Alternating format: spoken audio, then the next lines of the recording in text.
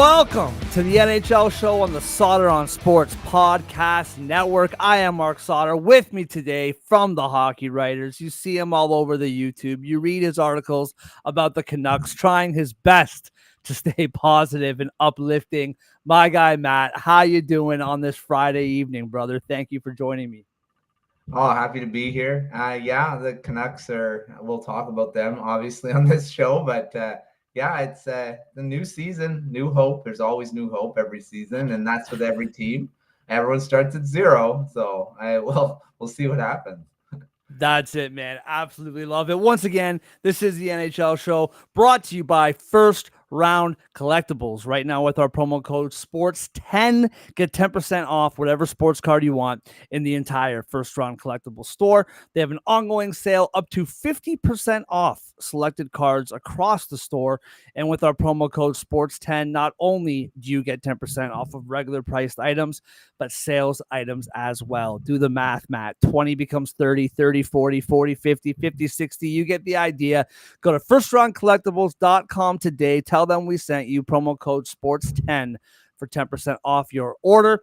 And Total Apex Media, Total Apex Sports. Shout out to them, as always, for having us on board. Football season's full swing. Baseball playoffs right around the corner. Hockey season right around the corner. Basketball season around a couple corners. Not quite one corner, but it's almost here as well. Check them out for whatever you need, whether it's news, whether it's betting, whether it's fantasy related. They have a health website. They have a pop culture website. They got it all. Check out Total Apex Media and Total Apex Sports. All right, Matt. You know the drill. We're going to start from the bottom. Last year, Pacific Division preview, starting from the bottom, going to the top. For those of you who missed earlier today, Justin, another fellow writer from the Hockey Writers, joined me to talk about the Metro Division. You can check it out on YouTube, on X, or on Spotify as of tomorrow morning, and we'll get into the other divisions next week. Starting with the San Jose Sharks. Last year, 20, 50, and 12. 52 points. It's funny, Matt. Like, I feel like in the years past, watching the Sharks has just been awful. And maybe it's the Celebrini effect. I don't remember them being 52 points bad last year. Like, I feel like I enjoyed myself watching the Sharks. Maybe it is just Celebrini doing his thing, came out of the gates hot, but 20, 50, and 12, 52 points, 210 goals for, 315 goals against with a minus 105 goal differential. Just reading it out loud, I don't remember it being that bad. Let's get into it. What was your takeaway from last season, and what are we looking at as the 2025-26 season rapidly approaches?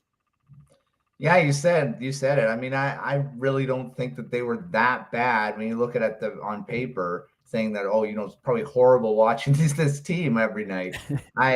You know what? I thought they were a lot more exciting than, looking at the standings. You'd think that you just wouldn't want to watch them, but all their young talent, and they're going to have more of it this season.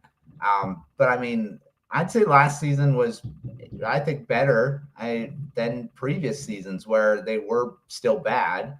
But when you look at all the talent that they got, and you can see it, like you said with Macklin Celebrini, he had, of course, it was unfortunate they had got injured right at the beginning of the season after his, I believe it was the first or second game, and then he, was out for a bit, but then he quickly got back on the horse and it didn't seem to bother him, and it finished with a pretty good season. I'd say if not for Lane Hudson, he probably would have had a real good chance at the Calder Trophy. Yeah. But, right. So, I mean, I don't know. I think the Sharks had a good season in that they still took steps forward. Maybe not in the standings, but in development wise, they're young guys, and brought more young talent into the organization too.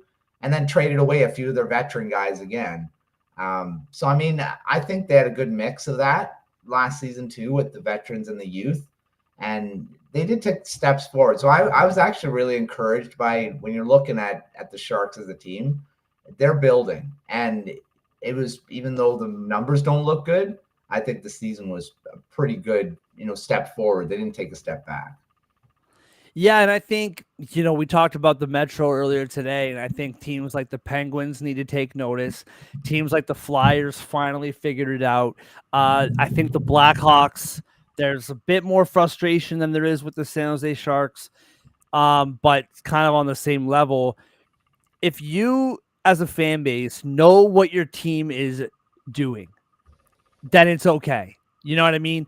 Like, if you know that this is the plan, to be awful and to bring up young talent, to build a team, to build the roster, then that's fine. When you're just in constant retooling mode, as they say, Yeah. trying to thread the needle, that's when, like, the Washington Capitals situation is like the very rare occasion where you actually do it. The St. Louis Blues are kind of doing that right now as well.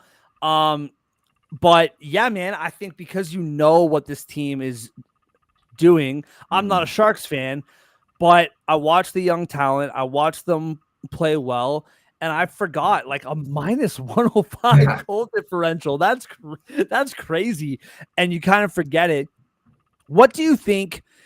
Because, like, looking at the roster, clearly Celebrini, my mind is blanking on the newest draft pick. Michael Misa. Yes, Misa. Smith, obviously, but around them, Skinner, Toffoli, Wenberg, Gaudette, Reeves is somehow just hanging out at the bottom of that roster. What is the realistic expectations for Celebrini now? Is a year in, but guys like Misa, with, like, this is pretty good talent around them. Like, Toffoli is guaranteed to score 33 goals. That's just kind of what he does. Skinner, don't really know what to expect from him, but as far as, I think it's safe to say, Celebrini, now we saw with Bedard last year, didn't go the way that we thought it would, but I feel like it's safe to say Celebrini is going to take that kind of next step. What's realistic expectation for guys like Misa, who are kind of being thrown into the fire, but they are surrounded? Like, I think that's what the Blackhawks tried to do last year, with Bedard, but on paper, at least, it looks like the Sharks did a great job in adding just, like, consummate veterans surrounding these young players. Yeah, when you're looking at Jeff Skinner, he didn't have a good season in Edmonton, right?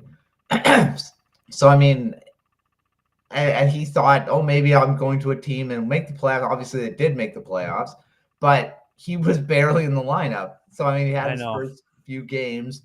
They healthy scratched him. He didn't play.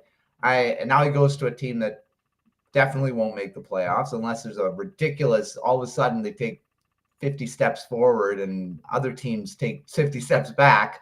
I don't see it happening. So now he's going to a team he's a veteran. He's a mentor. He's like Toffoli signed. And I was surprised when Toffoli signed with the Sharks. Me too. As well. Me too. I thought, older guy, maybe wants to win another cup.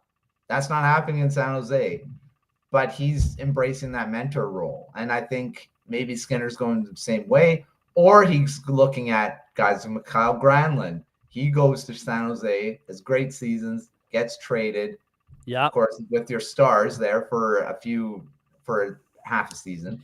And then signs a ridiculously big contract, not long-term, but a lot of money with the Ducks. So it's like, maybe he's looking at that. Well, maybe I'll have a good season, get traded, whatever. I don't know what.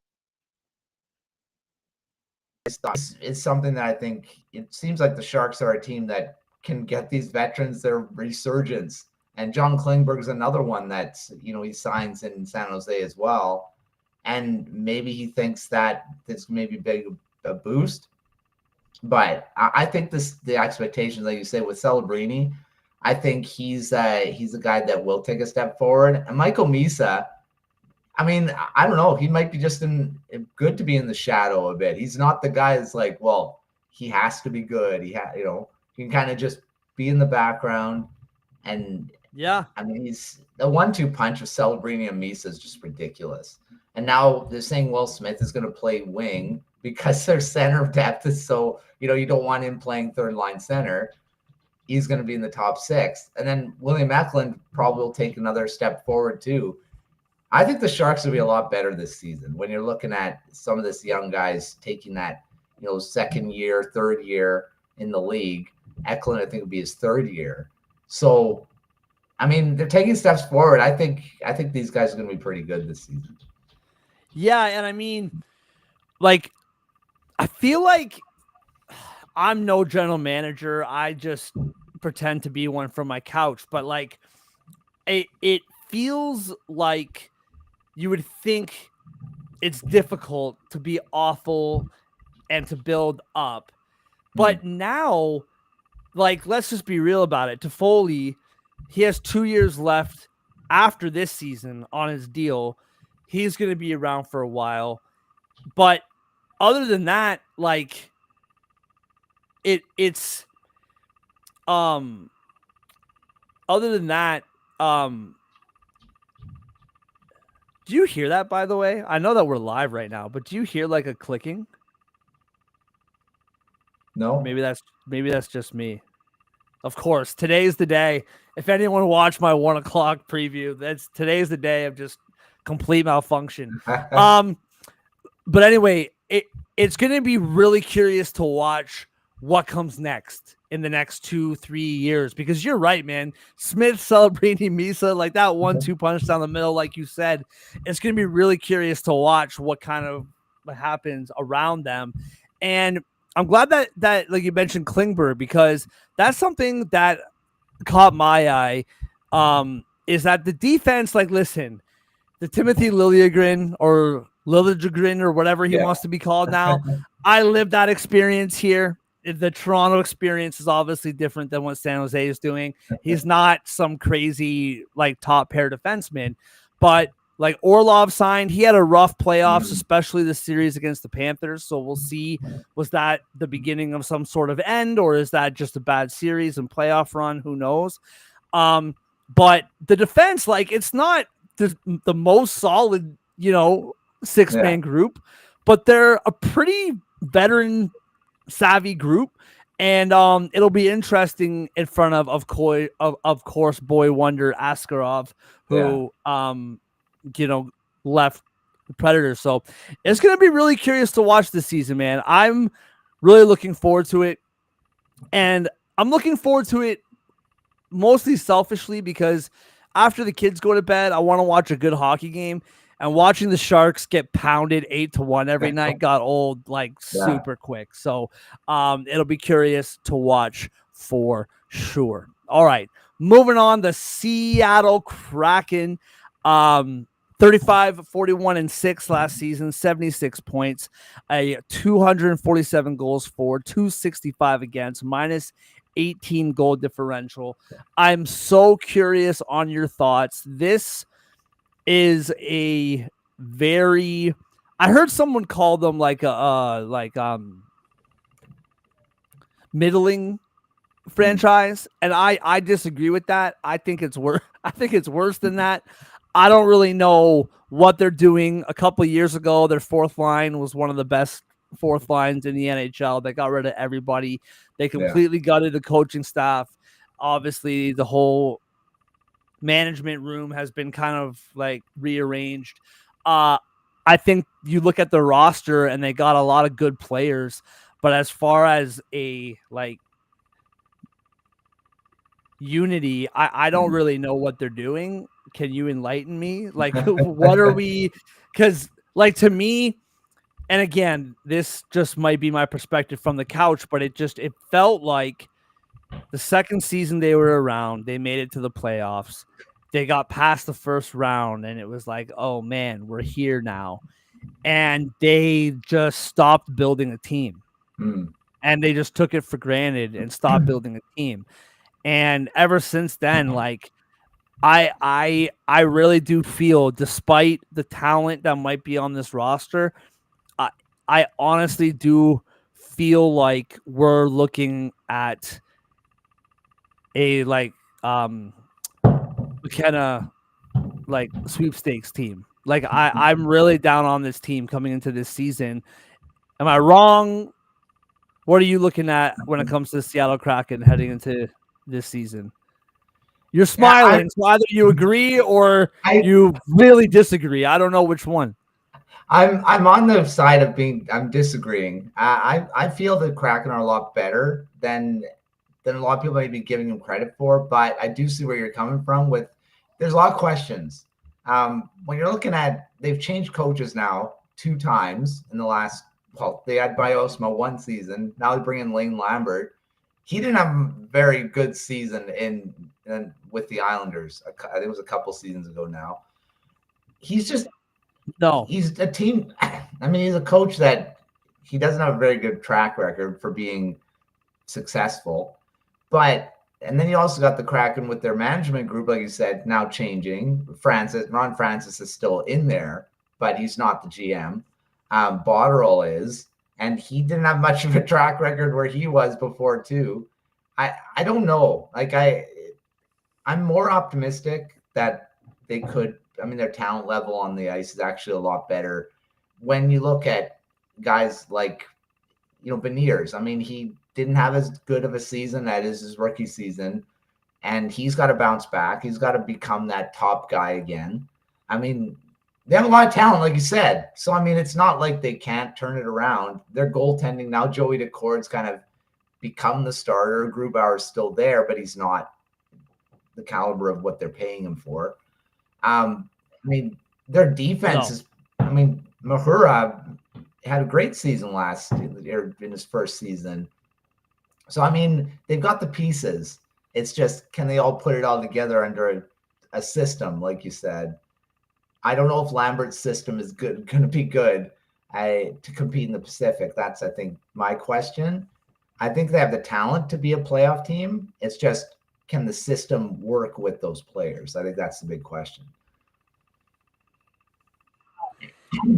Yeah, like I'm right there with you. I thought when he was with the Islanders, it just you could tell he was in over his head from the word go. Like it just felt that way watching it. Like this guy, not to say he doesn't know what he's doing, that feels harsh, but it just felt like he was just like I said, like it just felt like it was too much too soon. That being said, I was really impressed what he did here in Toronto, like behind the bench. I know it was a completely different capacity than a head coach, but I was pretty impressed by all accounts, like what he did behind the bench here. We'll see if that was enough. See, the thing is,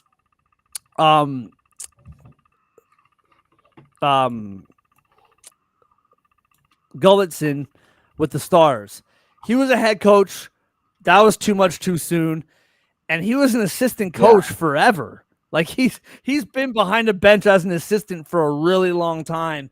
And he finally got his chance to take over a bench again, back to where it all started with the Dallas Stars. And Lambert hasn't been out from behind as a head coach for that long. So I'm right there with you. I'm curious to see how that is. And I mean, I'm with you too. Like you look on paper, I think last season, especially the back half, really started to come like into his own. I think Matty Beniers is still that guy, especially, and it's unfortunate that it goes this way, but especially with that price tag where you just want more and you need more, and this is year 2 of a 7-year deal. So it's like, how many years do we go through it before he is what he is? So like I'm right there with you in the sense that I like the players. I just don't understand. I just don't understand what they're doing. And I'm with you. Okay. So with the goaltending, Decord is a really good goaltender. But what is Grubauer going to be, like you said? Because my fear is they're going to turn to Decord like 55 plus times, and that just won't work in my opinion. So it'll be curious to watch moving forward. Any final thoughts on I the Seattle misspoke. It's Brandon Montour I was meaning, not Mahura. Mahura is on the team too, but he's not the guy I was talking about. Brandon Montour had a good, Oh, gotcha. Montour had a good season. He had 41 Yeah. points. So, I mean, that 18 goals, career high. I think he had a great season to start. I don't know why I mixed those two guys up. Mahura and Montour, they're both former Ducks and also on the Kraken together too now. I'm former Panthers too. So maybe that's why. They're both M names. Yeah,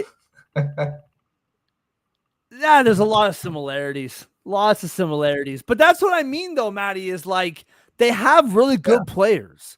Like Brandon Montour was like the most, at least I guess, a completely different player than a guy like Chris Tanev or something like that. But like last summer, that was a really big name to come off off the board and to go to Seattle.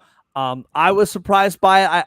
I also think, again, just my opinion, but Chandler Stevenson, 7-year deal.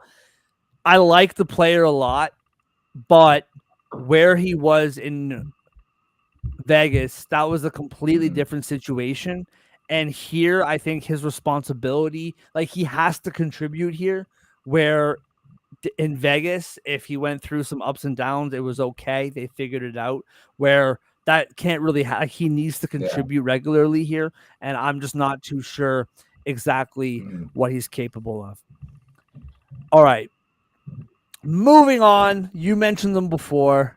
Mikael Granlund's Anaheim Ducks, 35, 37, and 10 last season, 80 points, 221 goals for, 263 goals against, minus 42. This is different. It's not the same situation, but it feels like a Nashville Predator, like darling of the offseason.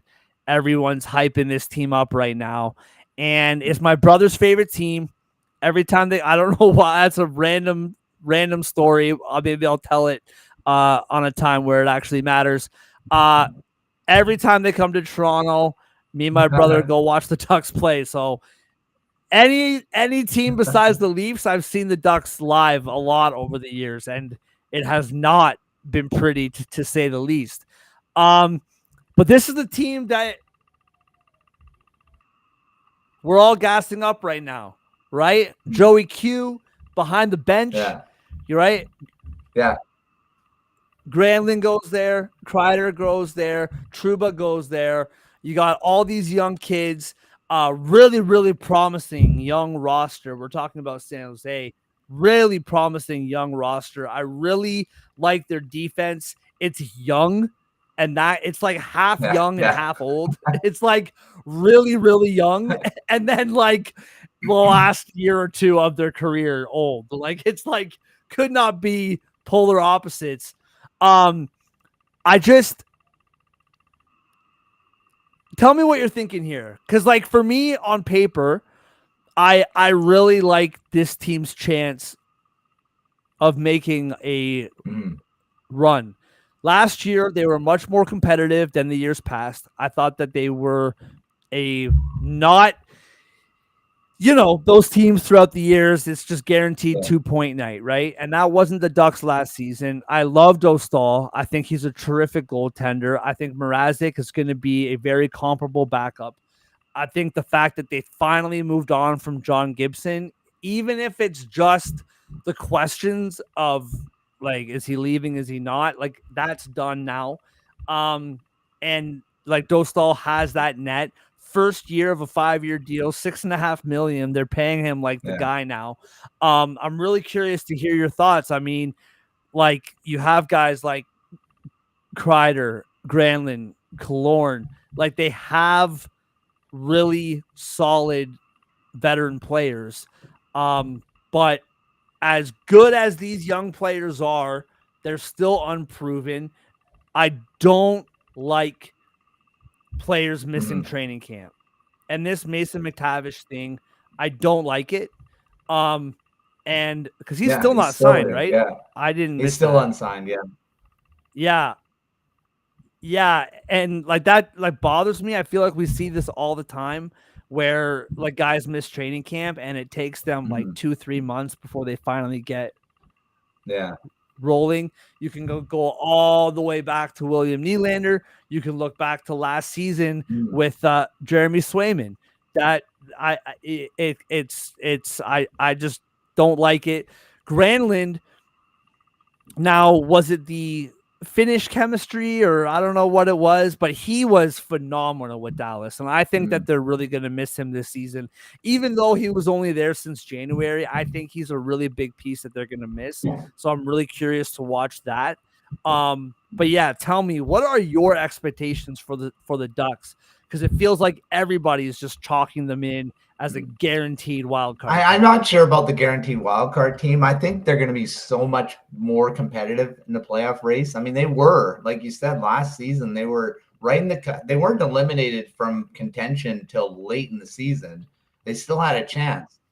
So it's like they seem to be on the cusp, and there's other teams in the East that are the same way. Buffalo Sabres, always right there. Can they do it this season? I think the Ducks definitely have the team to do it. I think McTavish is a big X factor, though. Like, you're looking at him as if he signs quickly, like now, like today, you know, he can get into some preseason games, and then you're kind of okay, we're fine.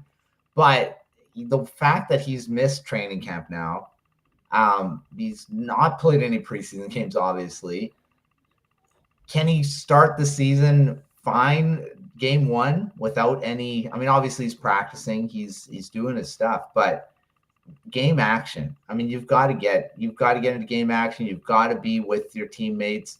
I mean, he's been here for a bit. That's, you know, it's not like he's a new guy, but I think he's got to get signed. I think that's the biggest thing. And looking at the veterans, like, yes, they're older. You're looking at Chris Kreider. He's up there in age, but he still can put in, I think you put it in pen 20 goals. Right? I mean, he's still capable of doing that. He's not a 50-goal scorer anymore. But when you're looking at guys like Granlund, he's got confidence coming in to the season. You've got the young guys coming on. Beckett Seneca, I don't know. Maybe he makes the team. And he's one of those young guns that they've got in the pipeline. And their defense, I mean, they got so much young talent back there. Olin Zellweger. Jackson Lacombe came out of nowhere last season. I didn't really think he was set as a top 4 guy. He's now probably one of their best defensemen. And he wasn't the guy we were really talking about. Yeah. So I don't know. They might surprise. And Dostal first season as a starter, there'd be some questions, but Mrazek's, like you said, great backup to kind of spell him for a bit. But I think Dostal can anchor the crease. I think teams might be a surprise this season. I like what they did with Dostal because, and now listen, he had to start by default because John Gibson just couldn't stay healthy. But I like what they did with him where they didn't crown him. Like, it was 2 seasons of like backup, and like I said, he did have to start by default some nights. But I like that a couple years behind Bender. Now, what John Gibson's going to be moving forward, there's no doubt for a time he was one of the best goalies going.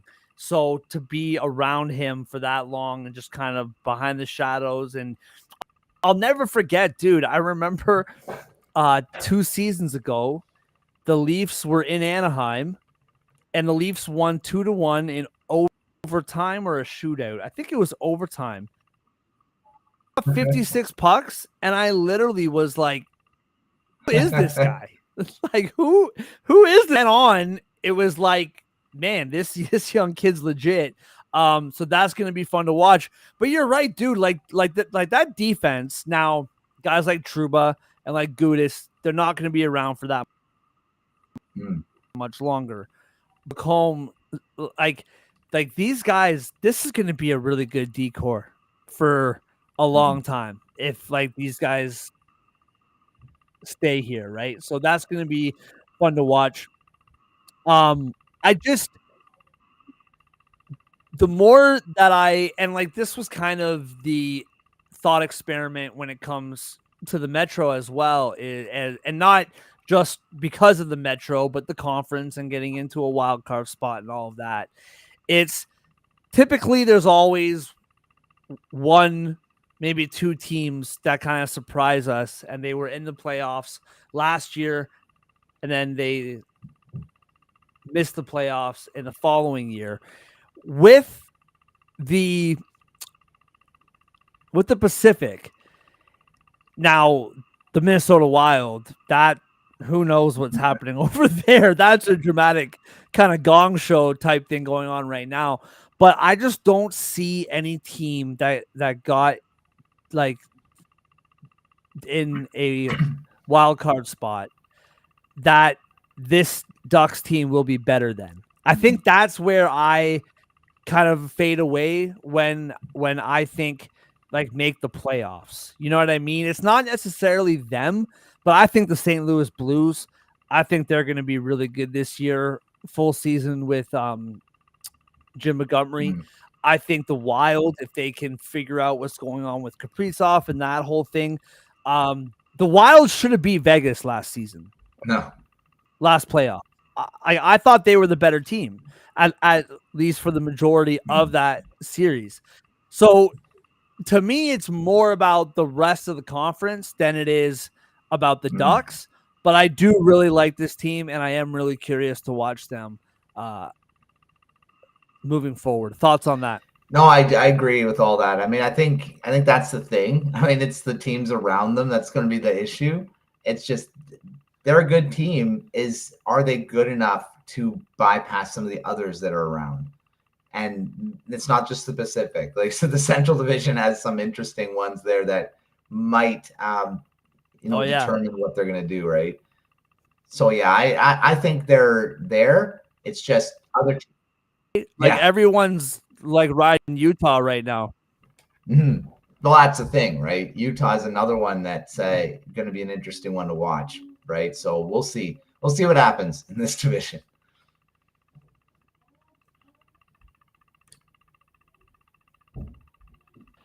All right, moving on.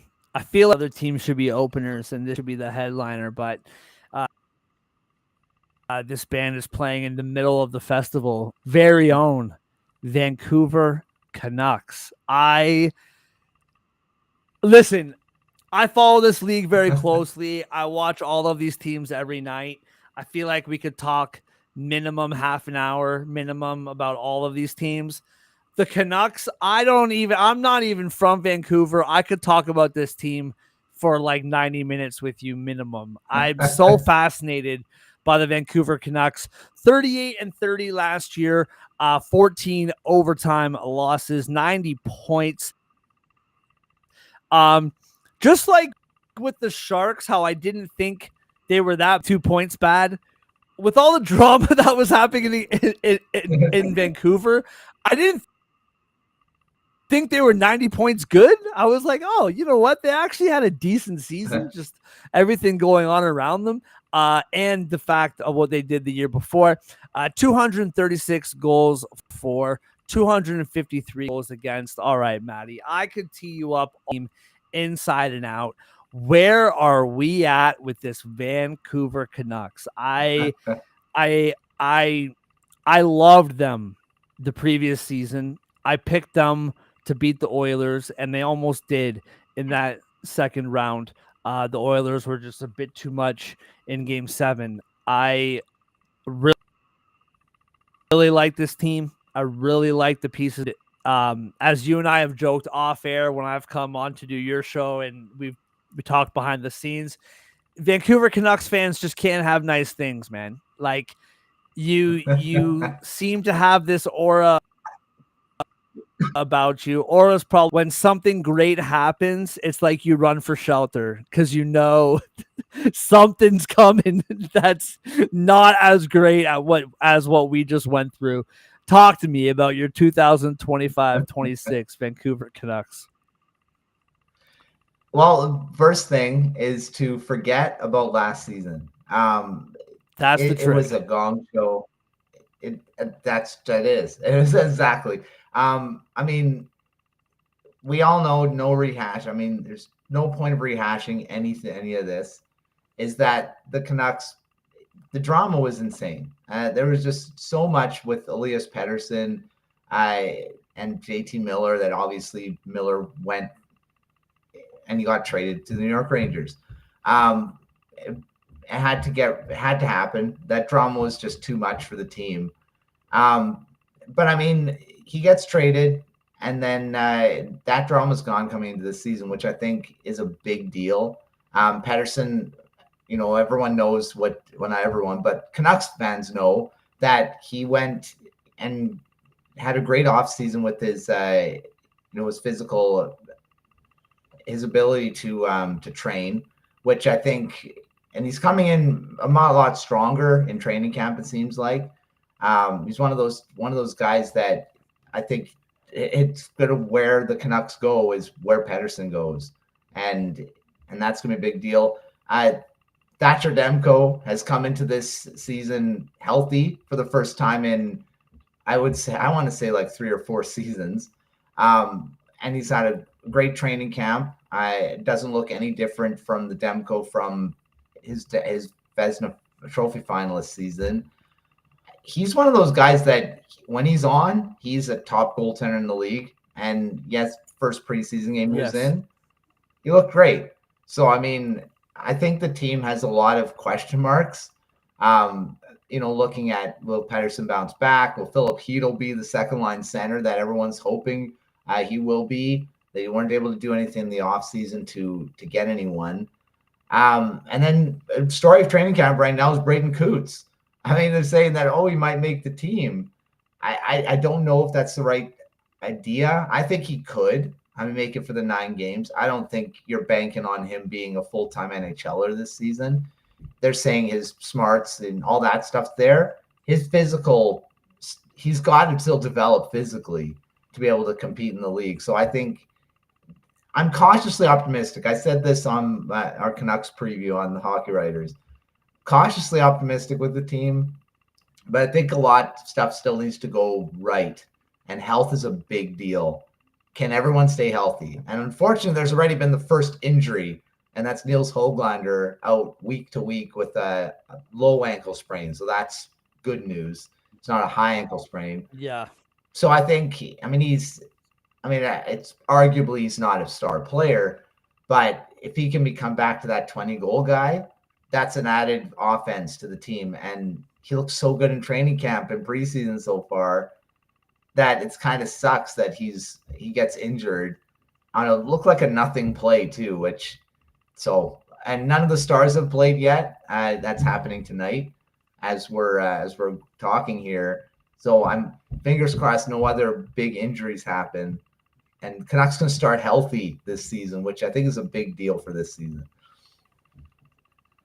I think the most important question, and I feel like I should have known this in my prep. I feel like I am well prepared. I feel like I know the league well enough to host this show. Where did this third Pettersson come from? There's 3 Petterssons now? Or is it Peterson? 2 Petersons and a Pettersson? Pettersson? What is going on, man? There's Petterssons all over the place here. So I obviously know the Pettersson, and then the defenseman who came from Pittsburgh last season. Who is this new Pettersson? And is he new? He's in like year 2 of a 3-year deal. I can't believe I missed this. 3 Petterssons, the most important part of the Vancouver Canucks preview. So there's Elias Pettersson, Marcus Pettersson, and Elias Pettersson. So Elias Pettersson. Oh, that's right. Elias Pettersson's the defenseman. Another defenseman. He's a rookie. Well, it's technically this season. I guess wouldn't be his rookie season because he played 28 games last season. So Yeah. I remember this yeah, now. he's fighting for the bottom pair right now with Tom Verlander or Vilander. They're trying to say how is his name going to be pronounced this year? Tom Verlander, he's going to be in that mix. You got Victor Mancini, who came in from the Rangers in the JT Miller trade. He's looked really good in the preseason. Yep. Yeah, the Canucks defense is their strength and their goaltending. It's the up front, it's the forward. And I think it's the big deal. Yeah, and like I think like it so where my head explodes with the Canucks, and that's why I'm really happy to have you on, is because like this team backwards and forwards. For me, I feel like I look at the game the right way, and I look at the game in its whole. But with the Canucks, I'm this like mythical, spiritual, new age. Like, I just think if they have a bad year, their good year is going to come next. And like, I really like Demko, but like, is he going to be healthy? Like, you know what I mean? It's like on paper, they look wonderful, but like Pettersson, what is going on? Like, you're telling me that he looks great and everything's good and whatever. JT Miller was traded and he got like worse. I don't know if it was worse, but it didn't get better. So like, at least not from my eyes, this Canucks team is just like, my opinion on this team is purely based on mojo. Like, it's nothing to do with like the X's and O's or nothing. It's just like last year was a bad year, so it makes sense that they're going to be good this year. What's the level? Because like, I feel like, and I mean, you can speak to this. I feel like Brock Besser, it was just accepted around the league that he was gone. And when he signed, are we happy about this? Are we relieved about this? Do we wish that they moved on from another kind of like dramatic scenario? What's the whole, because he's a really good player when he's on. And what I don't like about it is that, surprise, surprise, your general manager threw him under the bus, it feels like, which seems to be something he's making a habit of lately. Or not the general manager. Mr. Rutherford doesn't help either. But he's a really good player when he's on. What's the feeling behind Brock Besser heading into this season? I'm with you with being surprised that he signed. I was accepting the fact that he was going to sign with, and I really thought he was signing with the Oilers, honestly. There was all a talk he was going to sign with someone and someone else. And that would have been good for the Oilers. Were talking that they were thinking that was going to be the team. But then he re-signed with the Canucks, and it was mostly because I think, and this is my thinking, is that the Canucks struck out on other guys that they were looking at. And then they're like, oh, we better get someone. We can't go into the off season with that big hole on right wing on the top line. So they're like, we're going to circle back to Besser. And they gave him what he wanted, was the term. And that's 7 years. And because Besser was fine with the money the Canucks were offering, it was that the Canucks wanted to give him 5. He wanted 7. There was the problem. And the Canucks were like, well, we'll give you 7. Fine. Done. So he always wanted to be in Vancouver. He always wanted to stay here. It was the fact that, did management want him? And I still feel like it wasn't just because they couldn't find anything else. And it was really, I'm really happy this happened, because thank you, Philadelphia Flyers. Thank you, Daniel Briere, for signing Christian Dvorak, because apparently that's what the Canucks were looking at. And they struck out on Dvorak. And the minute Philly signed him, Besser signs. So it's like, they were going to throw money at Dvorak, a third-line center, in my opinion. I'm sorry, that would just blown up in Vancouver. Like, what the heck are you doing? So I'm really happy that Philadelphia signed him. and then the Canucks re-signed Besser because I think he's a massive part of this team. His loyalty, I mean, he wanted to be here. It was just management. That was the thing. And I love him as a player. I think he's a 40-goal scorer. He already did score 40. I think he can do it again. Oh yeah. So I'm happy he's back. I think he's still a ridiculously good player, far better than a lot of the free agents that the Canucks were going to go after or could have gone after, especially when all the big names went off the board, like to the same teams that they were on. So yeah, I'm okay with Besser coming back because he's still one of my favorite players to watch. And yeah. He's a terrific player. There's no doubt about it. I'm definitely rooting. I know people in Vancouver think that everyone from Toronto hates them or something, but I am rooting for for this team. My big like, I just can't get away from it. The cliff that Pettersson fell off of. It's so drastic that I'm really curious to see how he writes himself. And I'm not saying he can't. It's just this guy's not just a number one center. Like this guy is a potential not even potential. He was like superstar talent. And it's remarkable on the negative side of remarkable to see what's happened over the last couple years. And it was kind of showing signs in that playoff run. It was kind of showing a bit of signs in the playoff run the year before. And I'm really curious to see because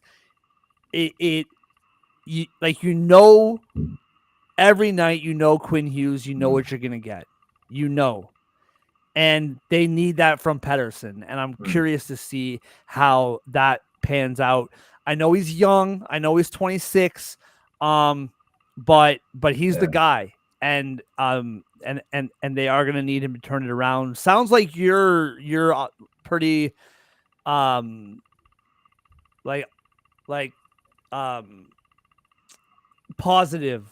around Pettersson heading into this season. I am definitely. I think with him is he put in the work in the off season, which he didn't do the previous season. Came into camp. His fitness is off the charts. I mean, he finished tops in the fitness testing, which, I mean, that's something I was familiar with the Sedins. Every time they came into camp, they were always the most well-conditioned athletes there. I think that's what Pettersson's kind of, well, it looks like at least. Either that or management's like, you know what? If you don't do this, we're going to find a way to get rid of you. I don't know if that was what they said. But yeah, I feel he's one of those guys that he can if he puts in the work. And I don't understand where this narrative came from, honestly, that he's not a hard worker, because that was his thing in this draft year. His work ethic was a big thing. So I don't know where this came from, that all of a sudden he's a lazy player. But I mean, obviously he didn't come into camp in good condition last season, and that kind of fell in. But he was also dealing with an injury. He was dealing with tendonitis, which apparently has improved this season too. So we'll see. I mean, early signs, like, I haven't seen him in a game action yet. I will see him tonight to see how he looks. But by all indication in training camp, he looks fine. He looks like he's going to be a guy that's going to be closer to the 90, 100-point guy than the 40-point fourth line center, which was what he looked like on most nights. And that's not what the Canucks need. They need a top line 100-point center, because who else is going to do it? There's no one else on this team that can hit those numbers. And I really like Jake DeBrusk. I think he's one of the most underrated wingers in the game. Like, I really like him. And think about what you're unlocking, whether it's DeBrusk, maybe Kane gets a look on that top line at some point. I'm not saying permanently or nothing, and with Besser as well. Like, think about what you're unlocking with the talent around you. That's what makes number one centers so great, is not only can they finish themselves, but It's about what they turn the players around them, Yeah. right? Like, so I'm really curious to see. And don't worry, man. If management told him, if you don't smarten up and get in shape, then we'll find a way to get rid of you. If that happened, I'm sure Mr. Rutherford will tell us about it at some point in the next 3 or 4 months, because that guy cannot help himself. All right, love it. We're gonna circle back. I got one more Canucks question for you at the end of the show. We'll circle back to it. Moving on now. Getting through. We've been going for a bit here, and I want to get our guy Matt out at a good time. So let's move ahead. The Calgary Flames. In the preview show of my old podcast, Pucks Across Borders, my favorite long shot bet or plus money bet before last season was the Calgary Flames to make the playoffs. It was plus money. I can't remember what it was. I remember I liked the Montreal Canadiens to make the playoffs as well. That was plus 750. I can't remember what the Calgary Flames was. But looking at this roster last year, and if you remember last summer, everyone pegged the Calgary Flames as the bottom of the barrel. This team's going to suck. They're going to be in the running for the number 1 pick or top 3 pick or blah, blah, blah. And I'm looking at their roster, and I just didn't understand where this was coming from. Like, they have really good players. I know Huberdeau has not been what he was with the Panthers, but I feel like he's been getting better slowly. Nazem Kadri is a professional. He had not, I don't know, like career year last year, but he scored, I think, 35 goals. The defense was really good. I mean, I didn't really understand why everyone thought this team was going to be so bad. And they technically made the playoffs if ties count, right? Didn't they tie? I'll double check that. I'm pretty sure. Oh no, they missed by. Oh yeah, they did. They tied St. Louis. And St. Louis had the tiebreaker. Now, that was my feeling last season. I really felt like this Calgary Flames team, they're going to be pesky. And if you watch them last season, these guys just worked. They just worked harder than you. Like, always, like, I don't know the like perfect stats on this, but it felt like they were losing and they found a way to come back and to take it to overtime and then win the game. It just felt like that was every night for the Calgary Flames. Now, all that being said, they did nothing this summer. Yeah. Like almost nothing. And I'm really curious, do we like the roster that much from last season? Was there just nothing really to do, or that you overachieved last year and you need to be going direction? I don't know. I was disappointed, and to say, oh, you should have done this, you should have done this. It doesn't work that way. There's 32 teams in the league. Everyone's trying to get players. Everyone's trying to make moves. You can't just, boom, and get what you want. But this, I just felt like they were so good last year that they just needed some tweaks here and there. And it just feels like they're just doing kind of like nothing. And I like Dustin Wolf, tremendous goaltender. I feel like their backup position's a bit unproven. I think that matters. What are you looking at when it comes to the Calgary Flames? I will quickly run it down. 41, 27, and 14, 96 points, 225 goals for, 238 goals against, minus 13 goal differential. Home ice, they were okay on the road, but home ice, they were terrific, 23, 12, and 6. What are you looking at when it comes to the Calgary Flames? Because I really liked them last year going into the season. They proved me right, but it feels like they've done nothing to keep up with the rest of the conference. Yeah, I thought they were going to do a lot more. Of course, the Rasmus Anderson trade might happen. There's still that thing, right? But the team itself, they didn't do, like you say, stayed status quo. They're thinking, oh, some of these guys maybe take a step forward. Matt Coronado had a great season last year. He might take a step and become maybe a 30-goal guy. Who knows? I've always been high on him. I think he's one of the better in his draft year. I thought he was going to go in the top 10. He almost did. And he's proven that that's where he probably should have gone, the way he's going. And he could be a top guy this season. Like you say, Huberdeau, of course, not the Florida Panthers guy anymore, but I still think he can maybe take a step back to maybe a 70, 80-point guy. If that happens, they're good too. Nazem Kadri had a great season. He's still a really good talent. You look at guys like Connor Zary may take another step forward too. I mean, they've got some young guys that could maybe change the narrative. And then you got two guys in Joel Farabee, Morgan Frost. Those are former Flyers that used to have a lot of, everyone was saying is going to be part of that core in Philadelphia. They haven't had a full season in Calgary, and they may turn out to be better producers. So maybe they're thinking some of these guys, additions that they did make last season, might be the guys that they would have done in the offseason. So it's like, okay, we already did our moves. So, I mean, maybe that's their thinking. And of course, Dustin Wolf is the big X factor. If he can turn in the same season as last year, all of a sudden he was probably the reason they won a lot of their games. But I do agree with the backup. I think they probably should have gotten a better guy than Prosvetov, who's coming back from the KHL. I mean, I don't know. He hasn't really he's looked okay in the preseason from what I've seen. And then you got Devin Cooley, who's only NHL experiences with the Sharks. And I mean, I don't know. He wasn't that good in obviously bad defense in front of him. He might be an interesting guy to watch.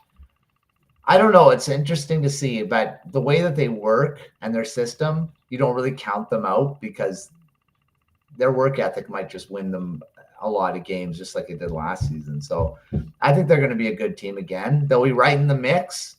I don't think top, in the division at all, but back in that wild card, they'll be an interesting team. That's what really, like I said, that's what really stuck out to me last year is you watch this team and they just work hard.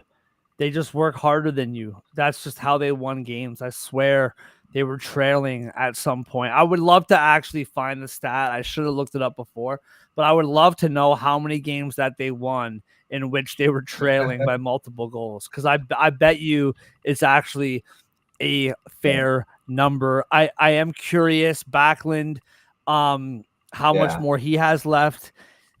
I think Lomberg is a really good vibes guy. I think his, championship pedigree. I just don't know how on that, like, bottom line, how well he fits. I do like him as a player. One last point on Huberdeau. And the defense, man, like Ball, good player, obviously Rasmus Anderson. But always forget, man, Mackenzie Weegar is so legit. Like, he's such a good puck moving defenseman, can get his cookies too. One last point on Huberdeau. And I remember looking this up at the end of the season last season. And everyone gets caught up on the 10.5 million, right? That's what people get kind of tripped up on. In 2021-22 with the Florida Panthers, 30 goals, 85 helpers, 115 points. Okay. Now, the following season with the Flames, 15 goals, 40 assists, 55 points. Obviously, massive drop off. Following season, 12 goals, 40 assists, 52 points. Basically the same season. Last season, 28 goals, 62 points. Before that 115 goal season or 115 point season. Now, COVID year, 2020-21, 55 games. He had 20 goals, 61 points. So he was on pace there. 2019-20, 23 goals, 78 points, 30 goals, 92 points in 18-19. Before then, and I know this was like a long time ago, 17-18, 15-16. He wasn't hitting those like super gaudy numbers, but this is who he was, right? 27 goals, 69 points, 20 goals, 59 points. And I understand that he kind of blossomed, but it's not odd to see a player like this just hit a height for 2-3 years and kind of regress back to the mean. And I think the regression was so extreme that first year, like 70 points, or 60 points. But if I'm the Calgary Flames, if I can get 28 goals and 62 points again, forget about what he's getting paid. I would be happy with that. Yeah, I mean, the thing is that's I think clouds things, and a lot of teams have it where all of a sudden you see a guy score 40 goals or 30 goals, and then they've done 20 for like 7-8 years. They do the 35 goals, all of a sudden they drop back to their 20 and everyone's like freaking out. No, that's who they are.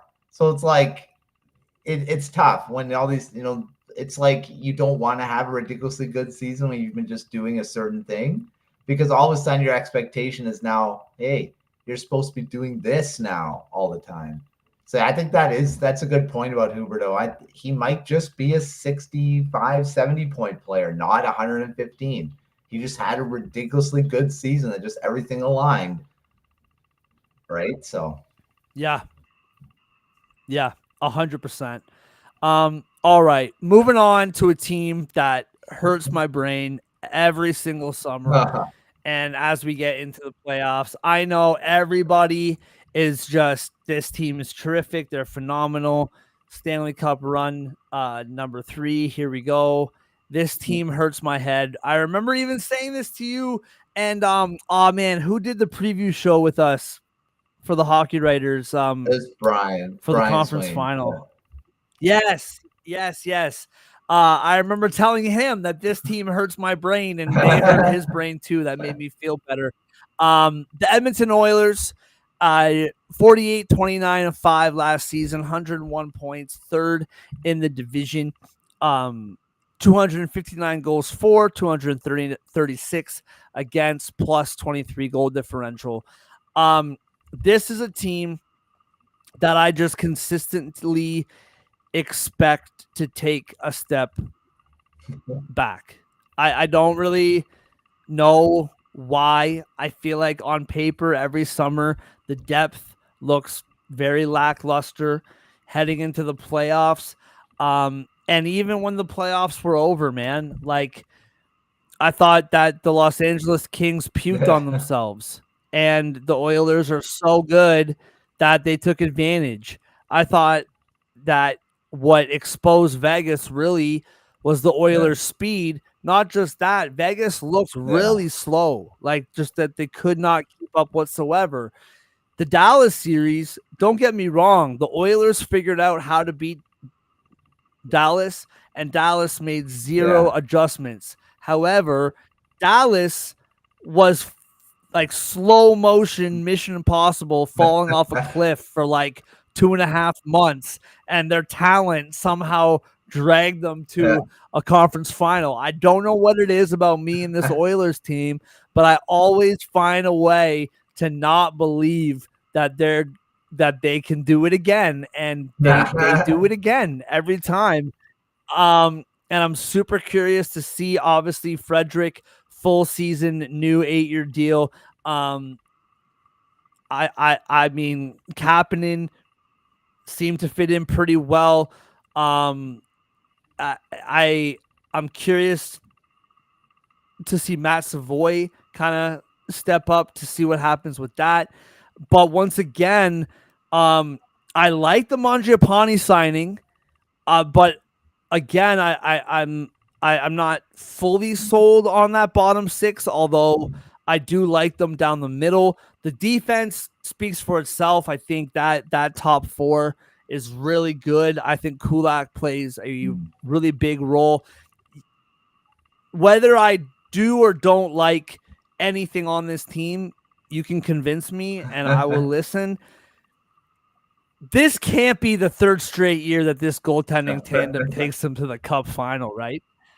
Like that's always where this conversation ends up. And yes, the contract, Yeah. blah blah blah. I understand. McDavid signing. Okay. I'm not overly worried about that. This goaltending tandem, talk about making my head explode. Like the fact that they're running it back again is impressive or Yeah. insane. I don't know which one. Yeah, I mean the thing is like yes, they brought them to the Stanley Cup final 2 years in a row, but is it because of them or in spite of them? Right? Yeah. Right. Right. It's like I you're looking know. at Stuart Skinner. I mean, he's been so inconsistent. You're looking at he can be the worst goalie in the league and the best goalie in the league in the same series, which is very interesting. And Oh yeah. I don't know. I feel like, and you're looking at his age, and he's actually quite young still. When you're looking at goalies that they develop at different rates, and you're looking at he might not even have hit his status as a full number one. Looks like Yeah, he's it's come into fair. this season as being better that I don't know if that was ever the problem, like Brian said on the Oilers preview show. I don't think that's his issue, is that he's not conditioned. It's the fact that he's got to be consistently good. And I mean, even in the regular season, I don't know if he was consistently good. Calvin Pickard, he's a backup goaltender. I mean, I don't know. You're not looking at a 1A, 1B situation there. It's Stuart Skinner's crease. Is Pickard, he's good enough to kind of spell him at times. But I mean, I think the regular season he's good enough. It's when it gets to the playoffs, can he go through a series where he doesn't need Pickard to step in at some point? I feel like he's got to be good all the time, and he hasn't been these past two playoff runs, even though they have made it to the Stanley Cup final. I don't know. I feel like And this is probably the last season they'll deal with that. If he's not good, they'll just move on because, I mean, he's a free agent too. So, yeah, I don't know. yeah. And that's where my head exploding comes into play. Is like this guy gets pulled once a series Yeah. and for like multiple games. And then like there's like that whole Dallas series, like listen, I'm not a Dallas Stars fan, but I cover this team. I watch this team every night. They were awful in that series. Yeah. I credit the Oilers for figuring out how to beat them. But Pete DeBoer and company did nothing to adjust to what the Oilers were doing. Nothing at all. Yeah. But that being said, you watch Skinner during some of those games and he's just lights out. Like wasn't there a game against Vegas where he won like 1-0 or something, and then like he just gets like, wasn't this guy just sitting on the bench because he sucked? Like it's insane. It's so crazy. But goaltender aside, where are you at with this roster? Because I feel like obviously McDavid, Draisaitl, every year they do this. Oh, breaking news: Draisaitl and McDavid are playing. Yeah, it's like okay, they do this every year. They're going to be playing together, and then they're not going to be playing together. This is what happens every single year.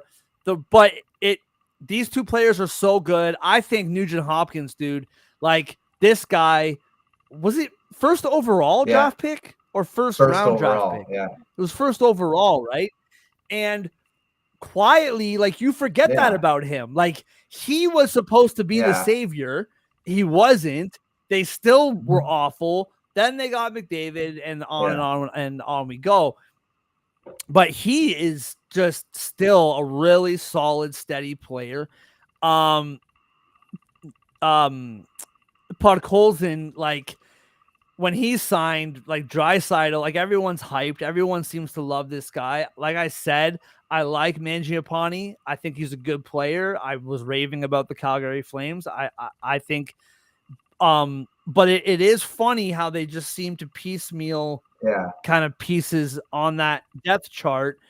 And again, to go back to my head exploding, I do feel like every postseason, their depth is a massive concern to me. And last playoff run, obviously McDavid did his thing, Draisaitl did his thing, but the depth like carried them at certain points. So this just happens every year, man. I look at the depth chart. I like it. I don't love it. The postseason starts.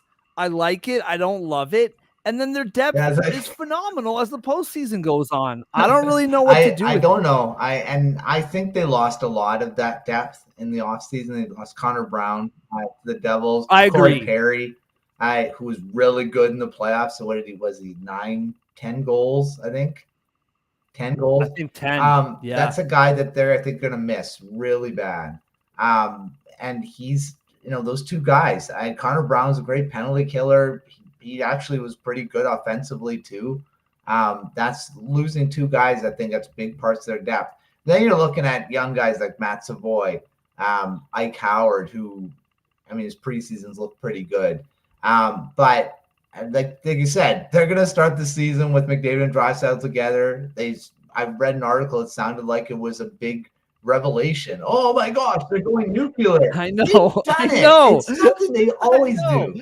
Why is this such a big deal? I know. Like, have they started a season together? Maybe not. I don't know. But who knows? And Zach Hyman's going to be out till December. That could be a big thing too, or November. I think that's kind of up in the air. But looking at Nugent Hopkins and saying about, with McDavid and Draisaitl on the same line, Nugent Hopkins moves up to be the second line center. I think most teams would be fine with Nugent Hopkins as a second line center. I know the Canucks would be fine with Nugent Hopkins as their second line center. So I feel like sometimes their first line center. So I feel like they, he's complaining about certain things, and it's like, I'm sorry, that's like, what is it, champagne problems or that type of thing. Yeah. I don't know. I think that they have enough star talent. I do agree with the depth. I think they've lost a bit of that. They're kind of banking on some of these younger guys that their first season in the league and they're being put into these top 6 roles or top 9 roles right off the bat. That's a bit of a risk. And Mangiapane, I don't know if he's the 30-goal guy that he was in Calgary. That could be a thing. I don't know. I think their depth is going to be a big question this season, in even just making the playoffs, because Draisaitl and McDavid can only take you so far. Yeah, I am with you though. I do like them giving some of these young guys a shot. The fact that Buffalo gave Savoy, I understand what they were getting in return for Savoy. I understand. However, this is a really good young player, and everything Buffalo does, I assume it's the wrong decision. And so, but I like them giving young guys a shot, because guess what, man? You have Draisaitl for the next 8 years. Yeah. You hope that you have Connor McDavid for the next 8 years. Corey Perry is just defying father time. Who am I to say he's not going to be this player for the next 2-3 years? Eventually, it will end. So if Corey Perry stayed on this team, eventually the wheels are going to fall off. I know he's more of an edge. But and like Connor Brown, terrific player in the postseason, but again, it just felt like listen, Connor, I have a lot of respect for the role he played during the playoff runs. The regular season, he was almost non-existent. And can you always just flip a switch like that? I don't know. That's going to be curious to see when he moves on to the Devils. But it's definitely going to be curious to see. I like their decor. Listen, Bouchard and Nurse both, they come at this from different angles. It's a risk reward. Like, to give a football analogy, like Josh Allen nowadays, you get the really good Josh Allen, and he also takes care of the football. But for a while there, you were going to get superhero Josh Allen and also fumble 3 interceptions Josh Allen. Like, that was just what it was. You couldn't have one without the other. Yeah. And that's what it is with Bouchard sometimes, man. Like, you're going to get all-star Paul Coffey, and you're also going to get just pizzas down the middle. Like, it's just kind of what it is. But I really like that top 4. I think Wallman's fit in really well personally. I'd be curious to see. At the same time, like Ekholm, 35 years old. Nurse is 30. Wallman's 29. Kulak, 31 years old.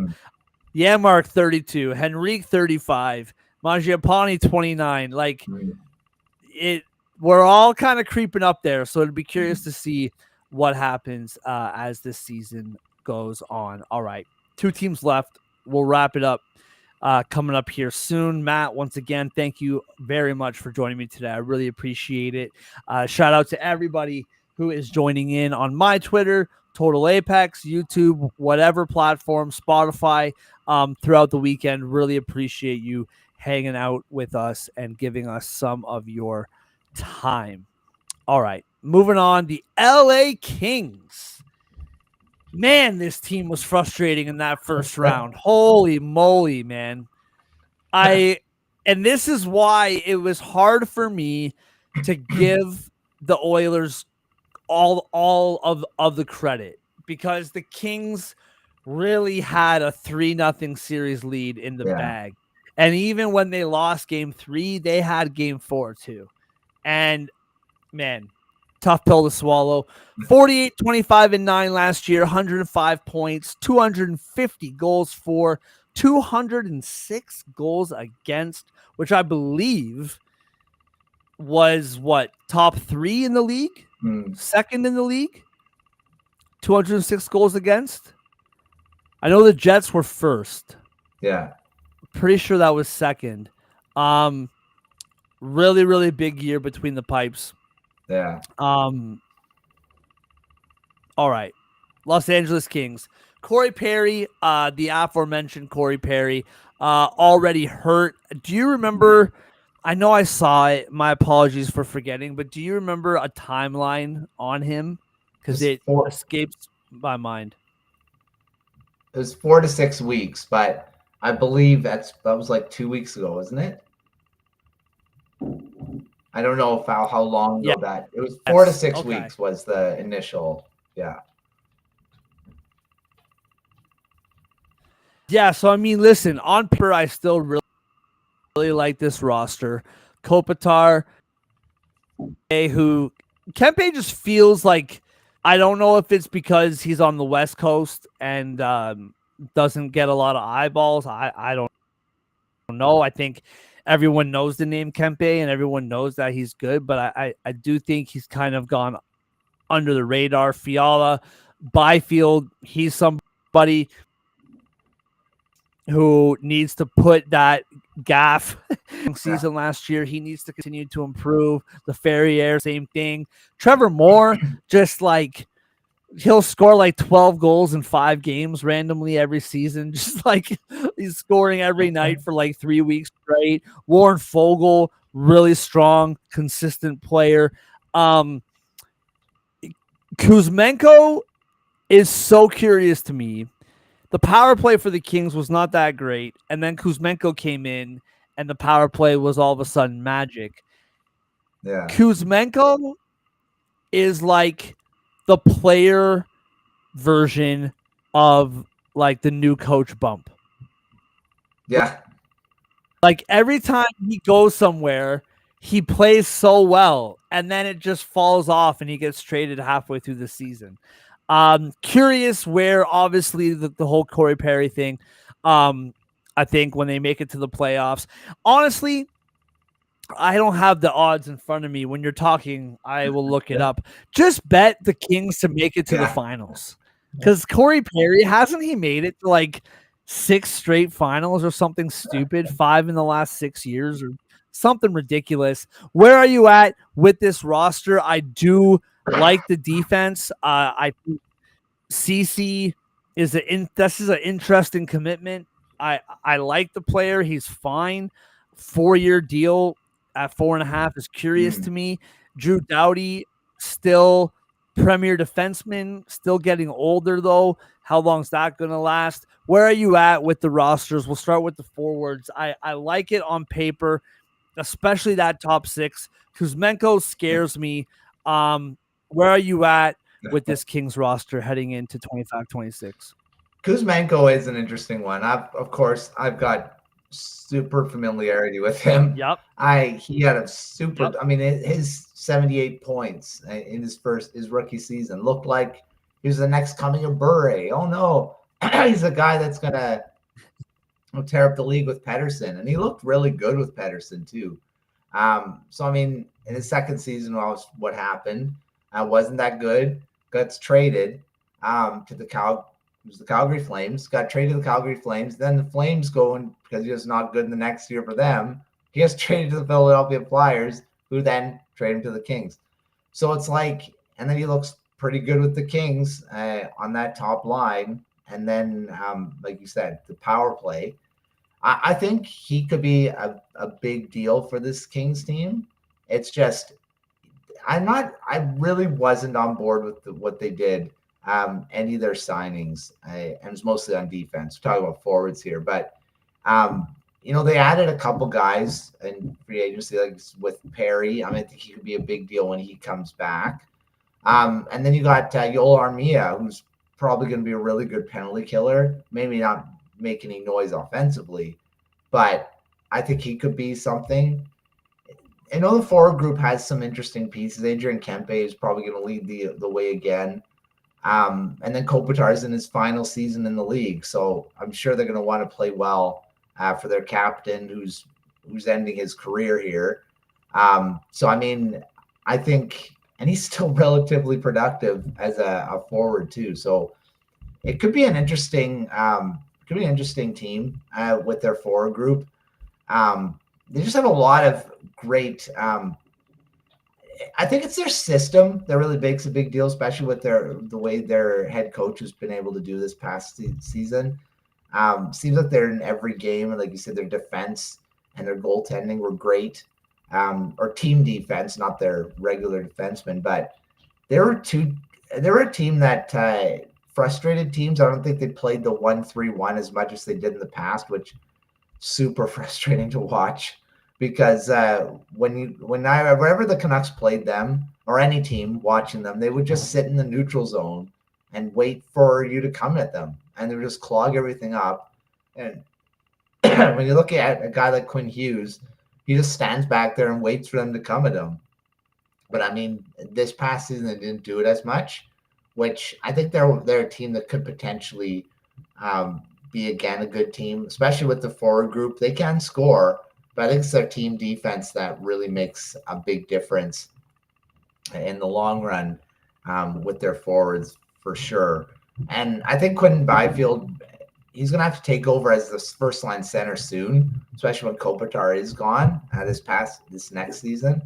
So I feel like if he takes it a step forward and becomes that number one guy, they're going to be a good team overall. So. I don't know. I think their forward group could be still really good this season. Matty, thank you. I'll just let everyone peek behind the scene. This is a computer day from hell for your boy. Oh my goodness, man. Thank you. Thank you for holding it down. I agree with you. I was just listening so that I knew what you were saying. I was listening on the stream. I agree with you with the 1-3-1. I think that's the thing about as a I dabble in the bets from time to time. And that's one thing you can really count on with this team, like defensively, whether it was the 1-3-1 or if they went away from it, is that you trusted that they always put their goaltenders in a position to succeed. And I mean, Darcy Kemper had a terrific season last year. That Pierre Dubois, like the fact that that worked out for both sides is a miracle in and of itself. But they just like defensively, they just it doesn't matter who's back there, whether it's Big Save Dave, who's gone now, Cam Talbot in the past. They just put their goaltenders in a position to succeed. And it's going to be curious, like, to see how that unfolds.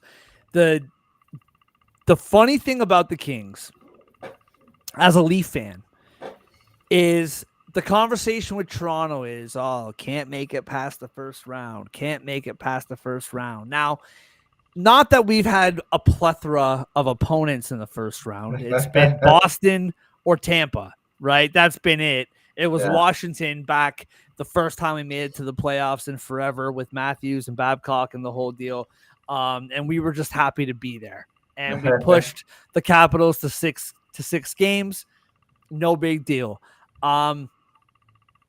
But the Kings, it's not even about the first round. It's just the Oilers.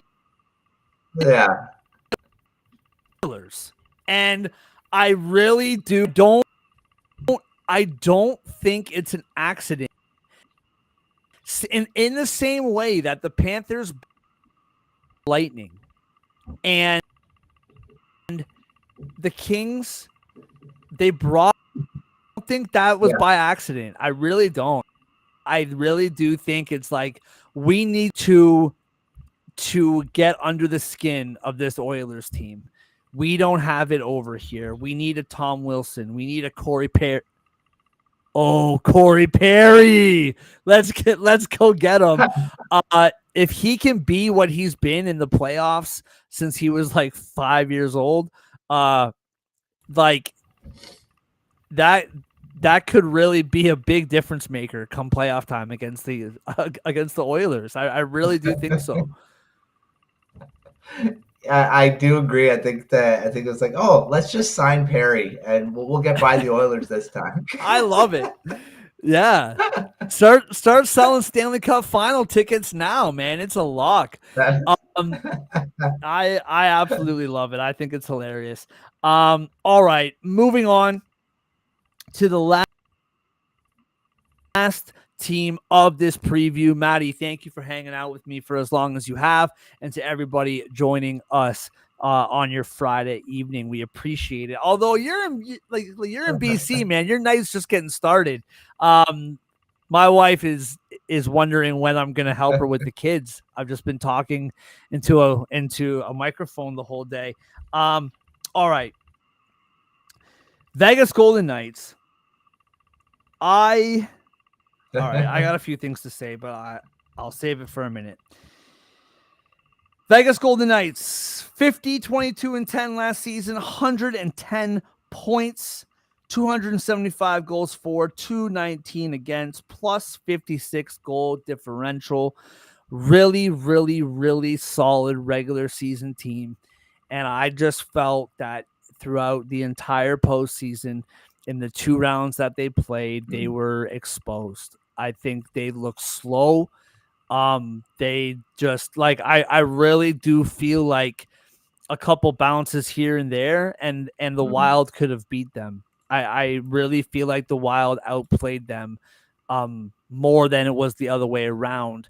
And against the Oilers, they just looked slow. They added Mitch Marner, who is obviously not slow, a really, really fast player, dynamic playmaker. We all know he was the golden egg or whatever, the golden goose, whatever the saying was. He was the guy this offseason. And it turns out that no one had a chance. He was going to Vegas for the last 2 years, and who knows how shady that was. But regular season Vegas, I think we're going to get what we expect to get. I think we're going to see a dominant regular season team who is going to compete for the division for the whole year. I think they're going to be their season. Curious to see what happens come playoff. I really, listen, man. Like, who? Guys, my brain is kind of falling out of my head here. Petrangelo, they lost, right? The injury, Is it yeah. Yeah, that they lost? Petrangelo's out for Yeah, and it feels like the common sentiment is that his career's probably over. Is what it like. Which the guy's an absolute legend, terrific player. Really sad if that's the case, but legendary career. One of my favorite players growing up. That guy's been in the league forever. Like I'm 30, like I'm not that much younger than him, and it feels like I've been watching him my whole life. Like I'm like close to the same age as him, and it feels like I was like a kid in my pajamas watching him, and which is not the case at all. But I'm just really curious. They still have a good, solid defense with McNabb, Theodore, Hannafin, Whitecloud. It's not total lost cause, but having a guy like him on your back end just cannot. He's just one of those guys, man, that when he's there, you don't understand like how necessary a player like him is. And I'm curious to see what happens come postseason. As far as the whole being slow thing, I'm curious because all they really did was add Mitch Marner. I'm not trying to say that like all they did. He's a like on the cusp of 100 points every single season. I really liked Dorfiev last year. Can he do that again? We will see. Obviously, like down the middle with like Eichel, Carlson, Hurdle, like that's a pretty deadly 1-2-3 punch. But did they do enough to get through the postseason? And that's what I'm really curious about. The Dallas Stars are really approaching this season to have a different identity come postseason and not just rely like on their skill. They're going to be different. I'm really curious to see. I think Colorado is going to be a better team this year than they were last, but Colorado was one, Mikko Rantanen superhero game away from moving on themselves, right? And maybe the postseason is completely different. So, yes, Mitch Marner is a world-class player. Is that enough to change the fate of the Vegas Golden Knights come playoff time? Well, I mean, yes, if Marner was good in the playoffs, but he's one of those guys that's always had the criticism of not stepping up in the postseason. So that's not something is he gonna move the needle in the playoffs? That remains to be seen. I think losing Nick Waugh is gonna be a bigger deal than everyone thinks. I agree with you. He's one of their most versatile players, and he's a guy that was their second line center when really at times their first line center. Before Jack Eichel came, I'm pretty sure he was their first line center. I think you're right. So, I mean, and he was quite good in that role. I mean, now in Toronto, he's going to be probably their third line guy, but he's just so versatile. He could go up and down your lineup. He could score. He could produce. He could kill penalties. I think people are underrating him leaving in the Marner deal.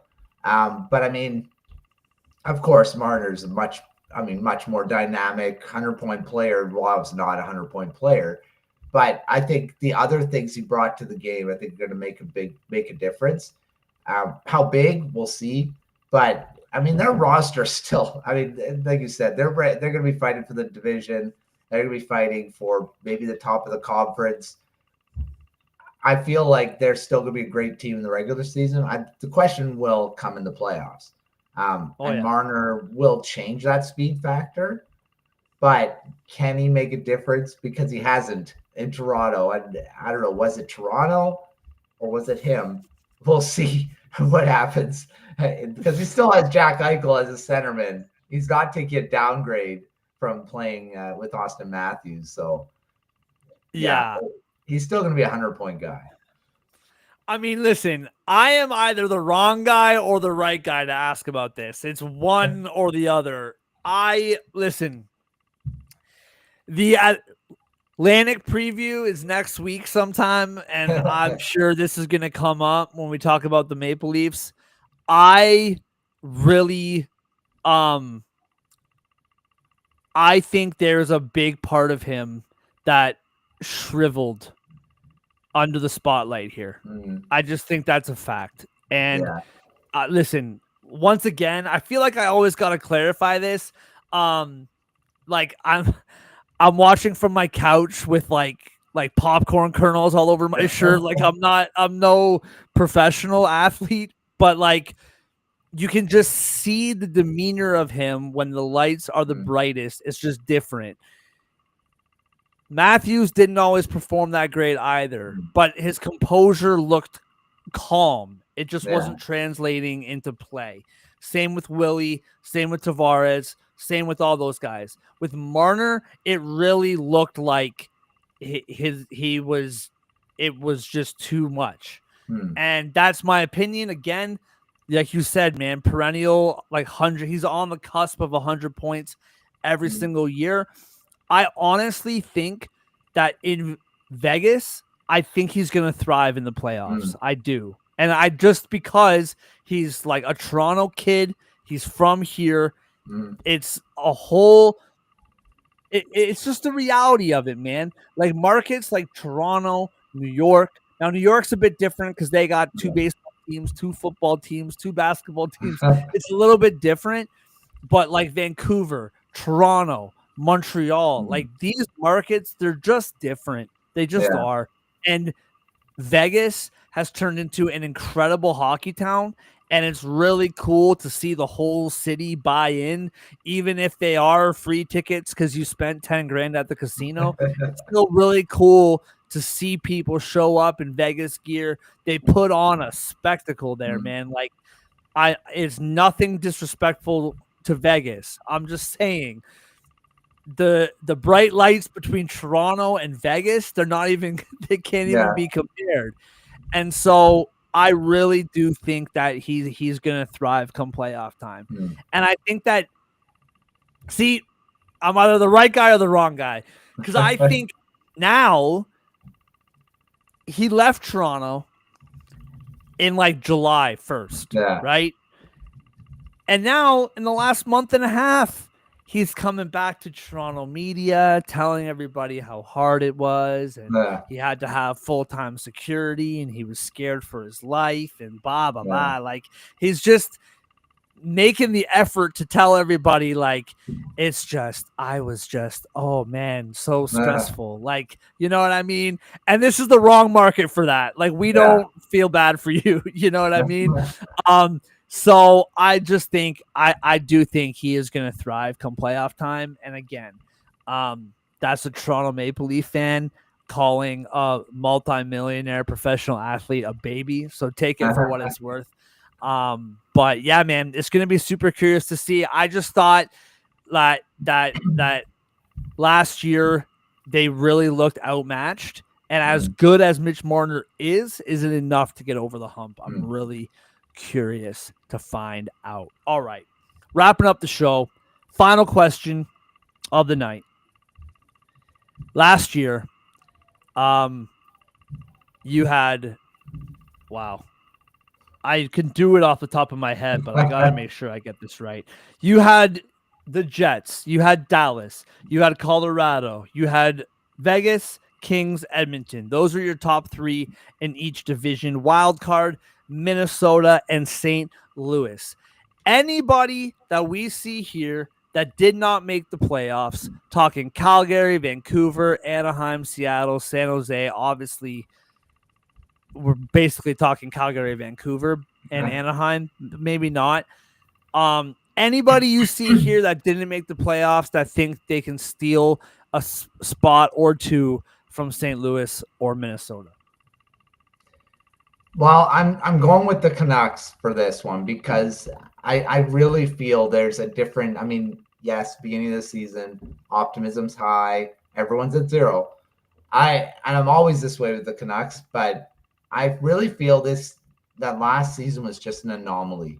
I think that this team is good enough to make the playoffs. I mean, they had 90 points in a drama-filled season, and Pedersen gets back to even a 70, 80 point pace, not the 100. I'm hoping 100, obviously, but if he goes to be an 80-ish point guy, that's a massive difference. That's double his point total from last season.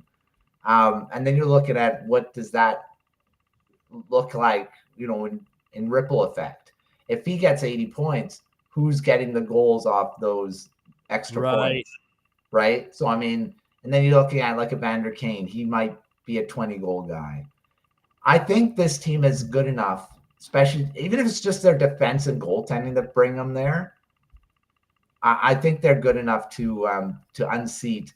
I'm going to say the St. Louis Blues because I feel like the Blues they'll miss it. But I mean, the Canucks may even be good enough to be in the division because I'm not really thrilled with what the Kings did with their defense, especially. So I think they could end up being the third seed between the Oilers and Golden Knights. I don't think they might even challenge the Oilers. I'm being really positive right now, but I think the team's good enough. Just get rid of the drama, which is a massive deal, and then I think that's going to be a big thing this season. So I'm going to go with the Canucks taking a playoff spot and making the Blues not make it. Yeah, man. I mean, I like that's what we were saying with like Pedersen, right? Is like a number one elite centerman not only produces it in his own right, but he makes everyone else better around him. That's what he does, and it's going to be curious to watch. I know that we do have to go quickly, though. We didn't touch on the new coach for you. How do you feel about this? Because this is an interesting move to me to have a team that vastly underperformed and should be competing for the division every year just based on what we've seen in years past, or at least for a top 3 spot, like you just said. Rookie head coach. I'm curious about this move. I don't know who else they would have gotten, but I'm curious. What I like about it, I've said this a few times now, is that it's the consistency. Is you get rid of Talkett, but you keep a coach that's been here for the last 2 years. Yes, he was an assistant, but from what I can tell so far in training camp preseason, he seems to have the players' ears, and that they're playing hard, they're training hard, they're working hard for him, this training camp has a different vibe to it. They seem like they're on the same page, a lot different than last season. I mean, I thought training camp's a little bit. It had a weird vibe to it. This season's a lot different, and he hasn't been a coach for very long, but we all know his history in the NHL. He's been around. Oh, yeah.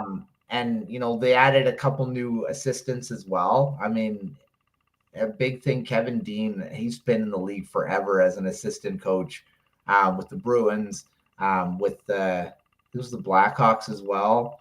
So, I mean, the Blackhawks then previous to that to the Bruins, and one of the best defensive coaches from what I could tell in the league. So I think this coaching staff might be a little bit less experienced, like with Foote and Brett McLean, who hasn't been an NHL coach.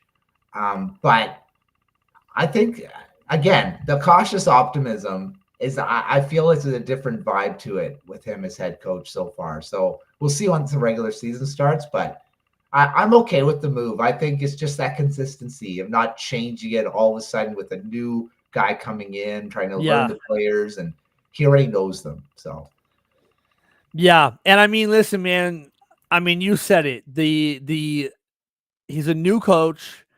The pedigree of him on the ice is enough to at least he deserves a shot, in my opinion. And he's been like behind a bench for a while. It's not like this is his first time ever behind a bench. You know what I mean? Yeah. So it'll be curious to watch for sure. Maddie, thank you so much for joining me. And I'm so sorry it was like I was going to do the quick math on how many minutes this is, but it's been a long time. I appreciate you.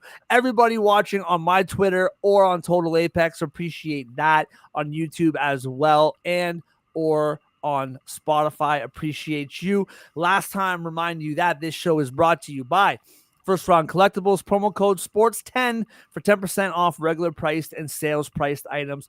First Round Collectibles. My guy Chris, excellent cards. You can get whatever from a $20 card of your favorite player to a $500, $1,000 collectible card. They have everything, anything and everything in this store. Check it out. FirstRoundCollectibles.com, and of course Total Apex Media and Total Apex Sports. Check out everything that they have to offer. Everybody have a wonderful, wonderful weekend. We will be back. Wednesday night is the football show, the NFL show. We'll be back breaking down this weekend, looking ahead to next.